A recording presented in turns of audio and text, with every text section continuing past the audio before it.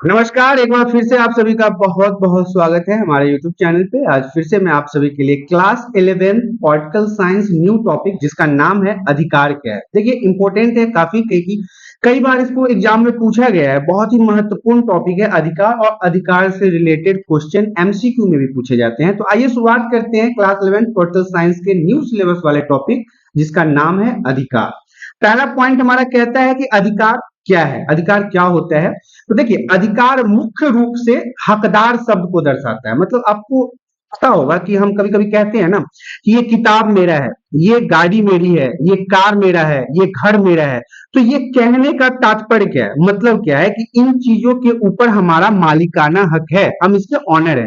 Example के लिए आपने स्कूल में अपने कलम को कह दिया किसी फ्रेंड को कि ये कलम मेरा है, इसका मतलब यही होगा कि इस कलम के मालिक आप हैं, इस कलम को आपने खरीदा है। तो हकदार जो होता है ना, यही अधिकार के रूप में जाना जाता है। अब ऐसा दावा भी है जिसका औचित्य सिद्ध हो, मतलब वो सही हो, समाज में लोग उसकी वैल्यू देते हो, जो यह बताता है कि नागरिक या फिर कोई व्यक्ति या फिर कोई मनुष्य होने के नाते, मतलब अगर आप इस समाज में रहते हैं तो या तो नागरिक होंगे या फिर व्यक्ति होंगे या फिर मनुष्य होंगे।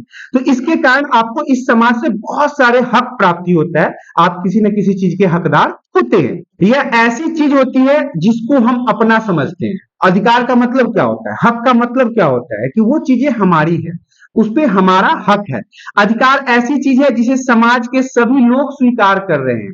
मतलब कि अब समाज में हम चलते चलते कह दिए कि ये नदी मेरा है, तो ये नदी हमारा बोलने से तो हमारा नहीं हो जाएगा ना, क्योंकि समाज इस चीज को मानेगा नहीं मानेगा। समाज जिस चीज को मानता है, जैसे कि अब मैं बाइक कोई खरीद के लाया हूं और कल जाके अगर मैं बाइक से गांव में निकलता हूं या अपने शहर में निकलता हूं या समाज के लोगों के पास जाता हूं, तो लोग क्या कहेंगे, ये कल जो है ये बाइक खरीद के लाया, इसका बाइक जो है बहुत अच्छा है। इसका मतलब क्या है, समाज एक्सेप्ट कर रहा है कि वो चीजें हमारी है। समाज भी उन चीजों को समझ रहा है कि ये चीजें जो है ये प्रॉपर बंदे का है, ये घर जो है ये प्रॉपर बंदे का है, ये आईफोन जो है ये प्रॉपर बंदे का है। अब ये थोड़ी ना कि वो प्रॉपर बंदा कोई नाम नहीं है, मैं एग्जाम्पल के लिए बता रहा हूँ। वो उठ के कहेगा ये हवा मेरी है, ये आसमान मेरे हैं, ये नदी झरना पतझड़ के मौसम हमारे हैं। या कभी कभी कोई कह देगा चलते चलते ये लड़की हमारी है। ऐसा नहीं हो सकता है ना। अब मतलब चलते चलते कोई चीज पे तो आप मालिकाना हक तो नहीं जमा सकते। हाँ, मालिकाना हक आप उस पे जमा सकते हैं, जैसे मैं अपनी पत्नी पे जमा सकता हूँ, क्या भाई ये मेरी है।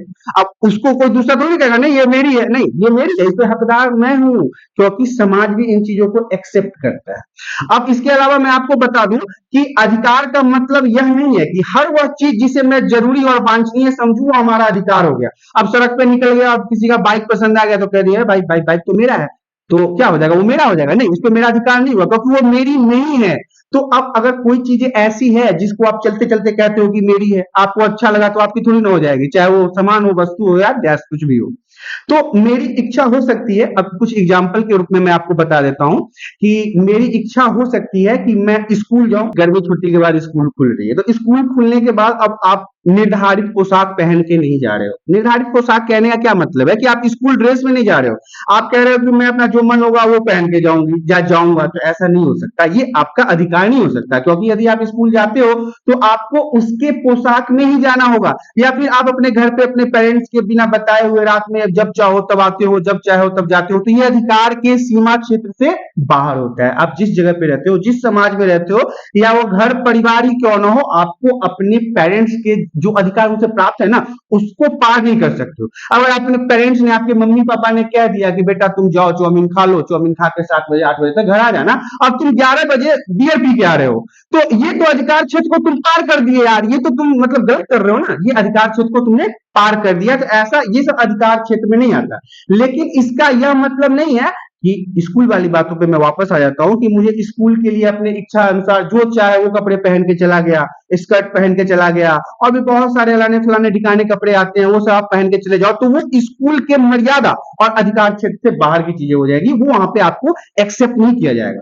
या फिर आप जब चाहो तब घर लौट के आ रहे हो, जब चाहो तब जो मन है वो कर रहे हो, तो ये सारी चीजें अधिकार से बाहर होता है। तो आपने यहाँ पे ये समझ लिया कि अधिकार होता क्या है। तो अधिकार वो होता है जिसे समाज एक्सेप्ट करता है, जिसका औचित्य है, जिसका मालिकाना हक है आपके पास। ये नहीं कि चलते फिरते झरना नदी पहाड़ किसी चीज को अपना बना लिए, ऐसा नहीं होता। आगे मैं आपको बताना चाहता हूं कि मैं स्वयं को हकदार अगर किसी चीज का समझता हूं जिसका अधिकार में उल्लेख किया जा सकता है, अगर कोई ऐसी चीज है जिसको मैं कहता हूं कि नहीं ये मेरी है, तो उसके अधिकार को मुझे समाज के सामने सिद्ध करना पड़ेगा ना। अगर ये एग्जाम्पल के हिसाब से मैं बता दूं कि ये लैपटॉप मेरा है, तो ये लैपटॉप मेरा कैसे है, कहने से तो नहीं हो जाएगा।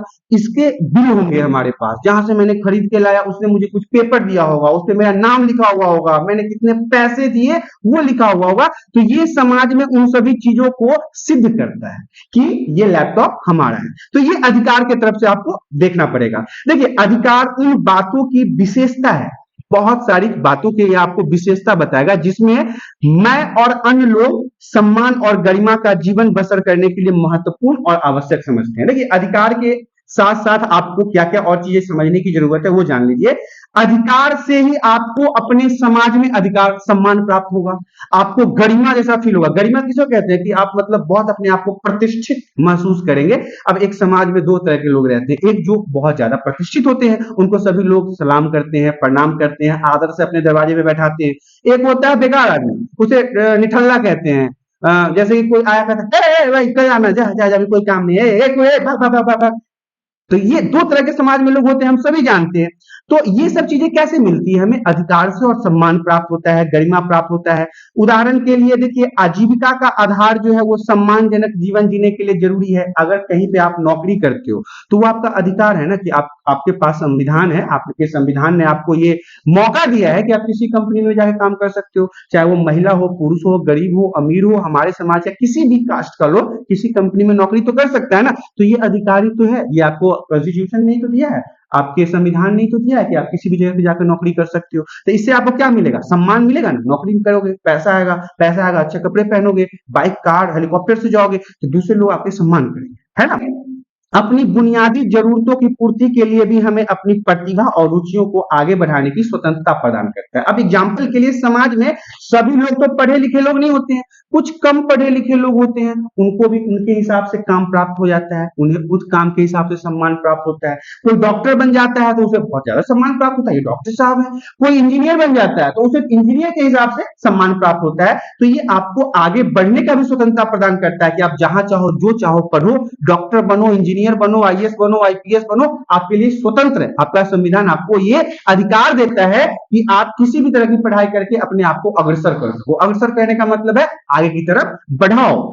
आगे की अब तक हम बढ़ते हैं अगले स्लाइड में। यहां हम स्वतंत्र अभिव्यक्ति के अधिकार का उदाहरण ले सकते हैं। एक व्यक्ति के अंदर स्वतंत्रता का अधिकार होता है ना, कि वो अब आप पैदा लेते हो तो आपको कुछ, आपको जन्म से ही अधिकार प्राप्त हो जाता है। आप हंस सकते हो, आप बोल सकते हो, आप खा सकते हो, आप नाच सकते हो। ऐसा तो नहीं है कि जन्म लिए अब मम्मी पापा बोलेंगे कि अब इसका वो आधार कार्ड बनवाओ क्योंकि इसको हंसना है ना, इसको खाना है, ऐसा खाने वाला कार्ड बनवाओ, इसके सोने वाला कार्ड बनवाओ, ये अब सुसु करेगा सुसु वाला कार्ड बनवाओ। ऐसा तो कार्ड कोई नहीं बनता ना। ये जो आपको जन्म से अधिकार प्राप्त होता है कि आप इसे आप प्रकृति का अधिकार भी कह सकते हैं या जन्माधिकार कह सकते हैं। जन्म के साथ ही आपको यह अधिकार प्राप्त हो जाता है।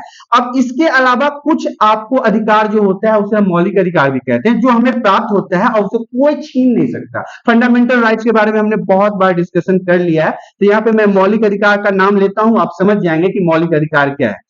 देखिए, अब ये बातों को समझिए कि चाहे कौन सा भी क्षेत्र हो, चाहे वो नृत्य का मतलब होता है डांस करना, आजकल लोग डांस करके भी अपने नाम को बहुत ऊंचा कर रहे हैं ना, और ये संगीत का गा के भी लोग अपने आप को बहुत ऊपर की तरफ लेके जा रहे हैं, या फिर किसी भी रचनात्मक क्रियाकलाप में पेंटिंग करना हो, दौड़ना हो, एथलीट बनना हो, कबड्डी प्लेयर बनना हो, क्रिकेटर बनना हो, हर चीज में महिलाएं और पुरुष भाग ले सकते हैं और खुद को उसमें अपना मतलब जीवन को बेहतर बना सकते हैं। देखिए, तो ये क्या है, अभिव्यक्ति की स्वतंत्रता को दिखाता है। आजीविका का अधिकार मतलब कि पैसे कमाने के अधिकार को आप आजीविका का अधिकार कह सकते हैं, या अभिव्यक्ति की स्वतंत्रता जो मैंने अभी आपको मौलिक अधिकार के बारे में बताया। तो ये समाज में रहने वाले सभी लोगों के लिए महत्वपूर्ण माना जाता है, बहुत ही इंपॉर्टेंट है। अगर एक ही समाज में रहने वाले कुछ व्यक्तियों को स्वतंत्रता का अधिकार हो और कुछ व्यक्तियों को स्वतंत्रता का अधिकार ना हो, तो क्या वो समाज सही लगेगा। अब एक व्यक्ति खूब हंस रहा है और एक व्यक्ति को मुंह में ताला लगा दिया कि नहीं तुम हंस नहीं सकते हो, तुम्हारे पास हंसी वाला कार्ड ही नहीं है, तुम्हारे पास रोने वाला कार्ड नहीं है, तो ये समाज अच्छा लगेगा, समाज अच्छा नहीं लगेगा। तो इस तरह से आपने अधिकार को समझ लिया। अब हम बात करते हैं कि अधिकार आता कहां से। अधिकार कहां से आता है, कौन दिया? नरेंद्र मोदी दिया, महात्मा गांधी दिया, पंडित जवाहरलाल नेहरू ने दिया, या फिर राम जी दिए? कौन दिए? कृष्ण भगवान दिए। अब इन चीजों को समझिए कि अधिकार आपको दिया कौन। अधिकार आपको आपके संविधान से प्राप्त होता है, आपके कॉन्स्टिट्यूशन से प्राप्त होता है।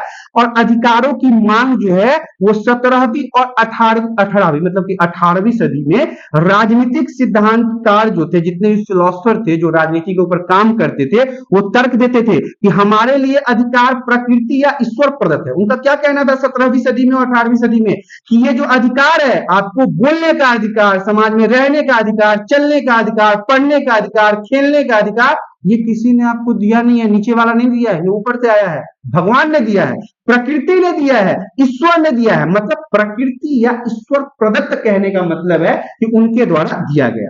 हमें जन्म से ही वो अधिकार प्राप्त होते हैं, वो सब अधिकार हमें जन्म लेते ही प्राप्त हो जाते हैं।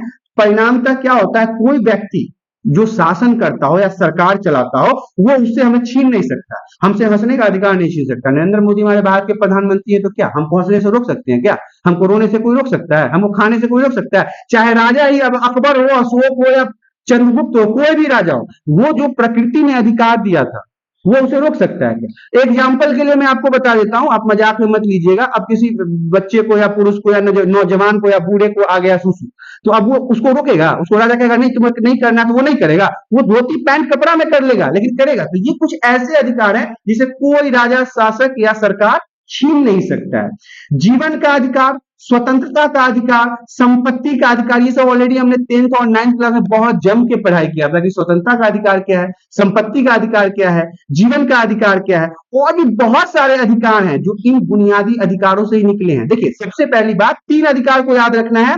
पहला है जीवन का अधिकार, दूसरा है स्वतंत्रता का अधिकार और तीसरा है संपत्ति का अधिकार। इसके अलावा जितने भी अधिकार आए हैं वो इन्हीं तीनों के अंदर से निकल के आए। हंसने का अधिकार, खाने का अधिकार, नाचने का अधिकार, कहीं ना कहीं इन्हीं तीनों अधिकारों से ही बाहर निकले। हम इन अधिकारों का दावा करें या ना करें, व्यक्ति होने के नाते ये हमें प्राप्त होता है। ये हमें बताना नहीं पड़ेगा, किसी को एप्लीकेशन नहीं लिखना पड़ेगा, किसी को गवर्नमेंट को चिट्ठी नहीं लिखना पड़ेगा कि भैया हमारे यहाँ एक लल्ला जन्मा है या लल्ली जन्मी है, इसको हंसने का अधिकार दे दो। नहीं, जन्म लिया और अधिकार प्राप्त हो गया। तो ये सारी चीजों को आपको किसी को बताने की जरूरत नहीं है, हमें व्यक्ति होने के मतलब इंसान होने के कारण ये सारे अधिकार प्राप्त हो जाते हैं। अधिकार काफी शक्तिशाली शब्द है। अधिकार जो है वो बहुत शक्तिशाली शब्द है, क्योंकि इसका अर्थ है जो ईश्वर प्रदत्त है, जो ईश्वर ने दिया है, और उसे कोई मानव, कोई भी इंसान या कोई भी शासक या कोई भी राज्य या कोई भी सरकार इनसे छीन नहीं सकता। किससे? इंसान से, मनुष्य से, आम नागरिक से या सामाजिक प्राणी से। प्राकृतिक अधिकारों के विचार का इस्तेमाल राज्यों अथवा सरकारों के द्वारा स्वेच्छाधारी शक्ति के प्रयोग का विरोध करने और व्यक्तिगत स्वतंत्रता की रक्षा करने के लिए किया जाता है। एक बहुत ही इंपॉर्टेंट लाइन है, ध्यान से समझ लीजिए कि जो प्राकृतिक अधिकार हमें प्राप्त होता है, जन्म से जो अधिकार प्राप्त होता है, वो हमें किसी भी शक्ति के विरोध एवं व्यक्तिगत स्वतंत्रता की रक्षा करने के लिए, मतलब हमारी स्वतंत्रता की रक्षा करने के लिए हम इन अधिकारों का उपयोग करते हैं। प्राकृतिक अधिकार जो था वो अब थोड़ा अपडेट हो गया है। 1 नंबर में प्रश्न पूछा जा सकता है कि प्राकृतिक अधिकार का नया नाम क्या है। तो आप लोगों ने सुना होगा मानवाधिकार। मानवाधिकार मतलब मानव का अधिकार। तो प्राकृतिक अधिकार का अपडेटेड वर्जन जो है उसे हम कहते हैं मानवाधिकार। अब ये मानवाधिकार शब्द का प्रयोग ज्यादा होता आ रहा है, लेकिन पहले के समय में हम प्राकृतिक अधिकार इसी को कहते थे। ऐसा इसलिए क्योंकि उन्हें प्राकृतिक होने का विचार आज अस्वीकार लगता है। बहुत सारे ऐसे तर्क संगति लोग हैं जो विचारक हैं, वो कहते हैं नहीं प्राकृतिक ठीक नहीं है, मानवाधिकार सही है। ऐसा मानना मुश्किल होता जा रहा है कि कुछ नियम आदर्श जैसे कि उन्हें प्रकृति या ईश्वर ने रचा है, बहुत सारे लोग ये नहीं मानते हैं कि इसे प्रकृति ने रचा है या ईश्वर ने बनाया है, इसलिए उन्होंने इसका नाम चेंज करके क्या रख दिया, मानवाधिकार रख दिया। इसे हम इंग्लिश में ह्यूमन राइट्स कहते हैं। अधिकारों की ऐसी गारंटियों के रूप में देखने की प्रवृत्ति आज के समय में बहुत ज्यादा बढ़ गई है, जिन्हें मनुष्य ने एक अच्छा जीवन जीने के लिए स्वयं ही खोजा है। अपने जीवन को बेहतर बनाने के लिए इन सभी नियम कानून को किसने ढूंढा? मनुष्यों ने खुद ही ढूंढा है। अनेक देशों में अधिकारों के विधेयक वहां के संविधान में प्रतिष्ठित होते हैं। हमारे भारत में भी हमारे अधिकारों का जो मतलब कहिए कि ग्रिप है, वो कहां है? हमारे संविधान में ही है। संविधान देशों का सर्वोच्च कानून होता है। किसी भी देश का जिसमें संविधान है, उस देश का सबसे सर्वोच्च कानून क्या होता है? संविधान होता है।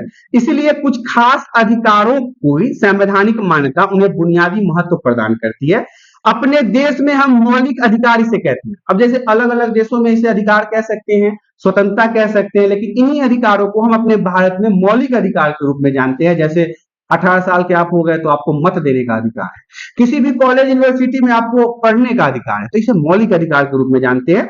संविधान में उन अधिकारों का उल्लेख रहता है, किसी भी देश का हो, वो भारत का हो, जर्मनी का हो, पाकिस्तान तो चलो वो तो बेकार ही है, चाइना की बात कर ले, अपने अपने संविधान के हिसाब से उस देश में उस अधिकारों का उल्लेख रहता है, विस्तार से उन सब चीजों के बारे में बताया रहता है, जो किसी देश के विशिष्ट इतिहास रीति रिवाज के चलते महत्वपूर्ण हो जाते हैं। अलग अलग देशों में अलग अलग रीति रिवाज है, अलग अलग संस्कृति है, अलग अलग खान पान है, अलग अलग पहनावा है, तो अपने हिसाब से उन्होंने अपने देश के लिए बनाया। लेकिन भारत में भी एक बात है, अस्पृश्यता आपको याद होगा, छुआछूत, जिसके लिए कानून बनाया गया। हमारे भारत में पहले बहुत होता था, जो बड़े बड़े जाति के लोग होते थे, राजपूत हो गए, भूमिहार हो गए, ब्राह्मण हो गए, ये लोग क्या करते थे, छोटे कास्ट के लोग जो थे ना, उनको अपने दरवाजे पे नहीं आने देते थे, अपने चापाकल से पानी नहीं पीने देते, अपने खेत में नहीं चलने देते थे, यहाँ तक कि वो जब चलते थे तो उनकी परछाई भी उनके साथ नहीं चिपकनी चाहिए, नहीं तो उनको सजा मिल जाती थी। तो इसे अस्पृश्यता कहते थे। तो अस्पृश्यता हमारे यहाँ कुप्रथा था,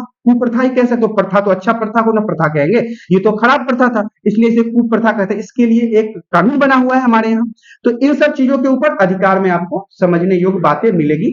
अब हम आपको अधिकारों के प्रकार के बारे में बता देते हैं कि कितने प्रकार के होते हैं अधिकार। तो देखिए, अधिकतर लोकतांत्रिक व्यवस्था जो होती है, वैसे देश जहां पे डेमोक्रेटिक है, जहां पे जनतंत्र है, जनता के द्वारा शासन होता है, तो वहां पे लोग ना राजनीतिक अधिकार नागरिकों को कानून बनाने के समक्ष बराबरी और राजनीतिक प्रक्रिया में भागीदारी का हक देता है। पहला क्या है, राजनीतिक अधिकार है, जो आपको समाज में राजनीति में हिस्सा लेने का मौका देता है, आपको समाज में हो रहे दुराचार को रोकने का मौका देता है, इसमें आपको वोट देने का भी अधिकार प्राप्त होता है, प्रतिनिधि चुनने का भी अधिकार प्राप्त होता है, जैसे कि सांसद को चुन लीजिए, जैसे कि विधायक को चुन लीजिए, तो ये सारे अधिकार आप प्राप्त होते हैं। राजनीतिक पार्टी भी आप बना सकते हैं, उनमें शामिल हो सकते हैं।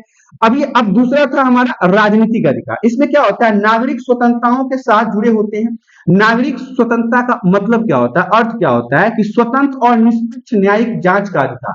अब आपके साथ कोई आके आपको मार गया, आपका जमीन छीन लिया, आपका पैसा छीन लिया, आपके घर में घुस के आपके साथ दुराचार कर रहा है, तो आप जाओ न्यायालय, आप न्यायालय में जांच करवाओ। तो ये अधिकार है आपके पास कि आप अपने ऊपर हो रहे अत्याचार के खिलाफ आवाज उठा सकते हो, तो ये भी एक प्रकार का अधिकार आपके पास है। इसके अलावा है विचारों की स्वतंत्र अभिव्यक्ति का अधिकार, मतलब कि आप अपने विचारों को खुल के अपने समाज में रख सकते हो, पुलिस वाले के सामने, अपने सरकार के सामने रखने का अधिकार है आपके पास। और सहमति प्रकट करने का भी अधिकार है। समाज में नेताजी आए वोट मांगने, अब हम कह दिए नेताजी आपको हम वोट नहीं देंगे, इसलिए क्योंकि पिछले चुनाव में आप 5 साल जीत के गायब रहे, आपने तो कुछ काम किया ही नहीं, तो ये अधिकार है ना कि आप नेताजी साहब के सामने बोल सकते हो कि सड़क बनवाया नहीं बनवाया, स्कूल बनवाया नहीं बनवाया, हॉस्पिटल बनवाया नहीं बनवाया, तो वोट लेने काहे आए, नहीं देंगे वोट। तो ये अधिकार है आपके पास, आप इस तरह के अधिकार को समझ सकते हैं। नागरिक स्वतंत्रता और राजनीतिक अधिकार मिलकर किसी सरकार की लोकतांत्रिक प्रणाली की बुनियाद का निर्माण करता है। नागरिक आम इंसान की जो स्वतंत्रता होती है वो, और राजनीतिक अधिकार का जो स्वतंत्रता मिलता है, इसी से किसी भी समाज के बुनियादी ढांचे का निर्माण होता है। लेकिन अधिकारों का उद्देश्य लोगों के कल्याण की हिफाजत करना है। किसी भी अधिकार को ले लो, अब ये नहीं कि आपको अधिकार दे दिए, आपको हम वर्दी पहना दिए, आपको एसपी बना दिए, तो आप किसी को जाकर चाकू मार दो, गोली मार दो, ये तो गलत बात है ना। अधिकारों का दुरुपयोग नहीं होना चाहिए, अधिकारों का उपयोग कल्याण, समाज के कल्याण के लिए, समाज की हिफाजत के लिए होना चाहिए।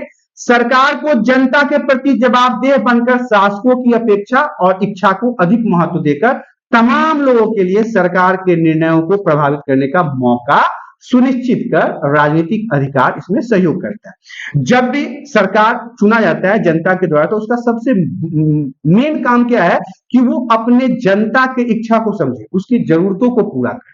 ये है अधिकार के बारे में। आपने देखा क्लास 11 पॉलिटिकल साइंस, जिसका सबसे इंपॉर्टेंट टॉपिक था अधिकार, वो यहाँ पे समाप्त हो गया। आशा करता हूं कि अधिकार के बारे में दी गई जानकारी आप सभी को पसंद आया होगा। यदि अधिकार के बारे में दी गई जानकारी आप सभी को पसंद आया तो वीडियो को लाइक करें, चैनल पर पहली बार आए तो चैनल को सब्सक्राइब करें, ताकि इसी प्रकार का एजुकेशनल वीडियो आपको हमेशा प्राप्त होता रहे। आज के लिए इतना ही, बस, धन्यवाद।